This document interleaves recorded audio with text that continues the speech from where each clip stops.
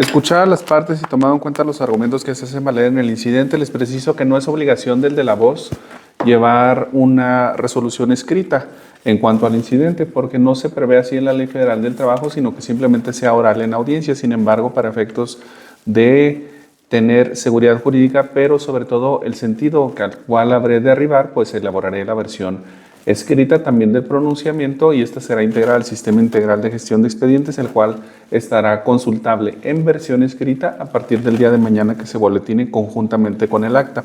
Sin embargo, la decisión que tomo se notifica precisamente en esta misma audiencia. No es necesario un pronunciamiento adicional ni el hecho de que se les tenga que notificar de forma distinta a la oral. Dicho esto, también les preciso que la versión escrita tiene las partes tradicionales de las resoluciones, que son una parte narrativa, la considerativa y los resolutivos. En esta audiencia, de manera oral, únicamente expondré la parte considerativa porque son los que dan sentido u origen a los puntos resolutivos. En ese sentido, la parte narrativa solamente la expondré en la versión escrita. Dicho esto, procedo a pronunciarme sobre las consideraciones jurídicas. La primera consideración jurídica se refiere a la competencia. Como se trata de una cuestión incidental y conozco el juicio principal, soy competente para conocer del incidente. En cuanto a la segunda consideración jurídica, por la procedencia del incidente. La Ley Federal del Trabajo, en sus artículos 762 a 763 bis de la misma, se establece que cuando alguien promueva un incidente, tendrá que cumplir con dos requisitos fundamentales, que son exponer los motivos y acompañar las pruebas.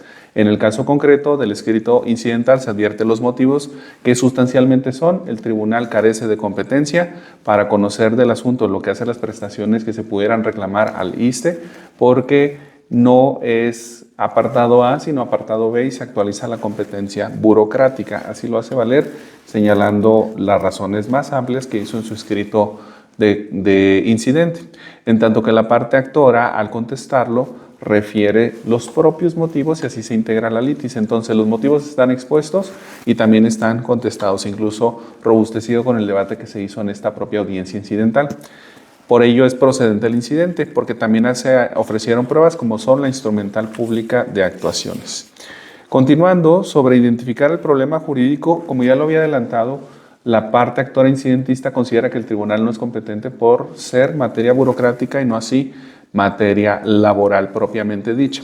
Y entonces, en sus manifestaciones, aunque de manera un poco ambigua, hace valer esta cuestión, que si se solicitan la aplicación de condiciones generales de trabajo, entonces sería apartado B del artículo 123 y no apartado A, en esos términos. La parte actora, por su parte, manifiesta que, contrario a ello, no se están demandando prestaciones contenidas en condiciones generales de trabajo como para que se actualice la competencia burocrática, sino que en todo caso son prestaciones derivadas de la administración y destino de los fondos de ahorro, ya sea para el retiro, ya sea para la vivienda, que se identifican, ya sea reclamados al IMSS, al Infonavit, a la Afore, al ISSSTE o al FOBISSSTE.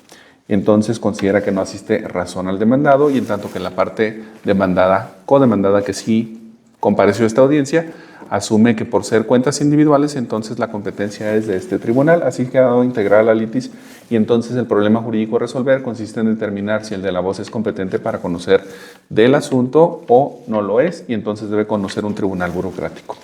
Sobre las pruebas admitidas a las partes, tengo en cuenta que se tomará como prueba tanto del ofrecimiento al exponer el incidente instrumental pública de actuaciones, pero además es una prueba de atención oficiosa y es suficiente para resolver en el caso concreto.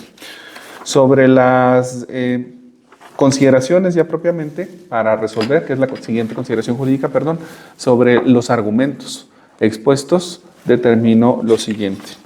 En primer lugar, hay que tener en cuenta que la parte actora en este asunto está solicitando diversas acciones y también prestaciones a las distintas demandadas.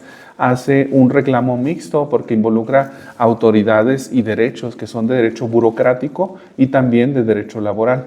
Aun cuando pudiéramos considerar que es la misma esencia, realmente no lo es, porque demanda como sujeto principal obligado a el ISSSTE, a el FOBISSSTE, a la Afore, que en este caso administra los recursos, a el Infonavit y también a el IMSS. Por ende, está haciendo reclamos mixtos que son de materia burocrática y de materia laboral. ¿Por qué lo establezco de esta manera? Si bien es cierto, la Ley Federal del Trabajo y la Ley del Seguro Social, en relación tanto a la Ley del Infonavit como a la Ley del Sistema de Ahorro para el Retiro, establecen en términos muy generales y también específicos cuáles son los recursos que se destinan al retiro de las personas para vivir en dignidad y también para la vivienda. No son estas las únicas, sino que también en derecho burocrático se tienen las propias que vinculan al ISSSTE y también al FOBISSSTE. Y en ese sentido, cuando se reclaman recursos que administran o que tienen su origen en distintos tipos de relaciones laborales, como son las del apartado B y las del apartado A, y actualmente se encuentran así establecidas, esto es, tanto como se precisó en el debate de esta audiencia, tanto del SAR-ISSSTE como de vivienda de FOBISSSTE, vaya, pues tenemos entonces un reclamo mixto. Esto es así porque el sistema de pensiones del ISSSTE es totalmente distinto y no tiene nada que ver con el sistema de pensiones del IMSS, al mismo tiempo que el sistema de vivienda de FOBISSSTE y el sistema de vivienda del Infonavit. Cuando los beneficiarios pueden ser sujetos a adquirir beneficios derivados de la relación laboral, como son ya sea la devolución de aportaciones, que es lo que aquí se está demandando, pero también la posible o la eventual otorgamiento de una pensión, la que pueda corresponder, pues desde luego hay que analizar cuál es el sistema pensionario de cada uno de los regímenes. Como lo saben, en el que es competencia mía, si no se cumplen ciertos requisitos, como lo es haber acudido a solicitar una pensión ante el IMSS o bien no contar con un crédito Infonavit vigente, los recursos no se pueden regresar.